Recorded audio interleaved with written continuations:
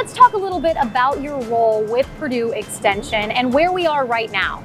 So we are at the State Fair, and this is one of our 5 Animal Town exhibits that Animal Science Extension specialists do in conjunction with the State Fair.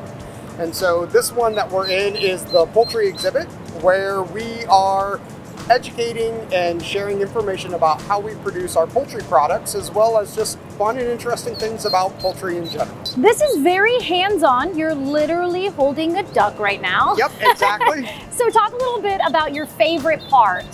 So my favorite part is in these exhibits. The ducks are cool, but it's a chance for us to show them the commercial side of how we actually produce their eggs.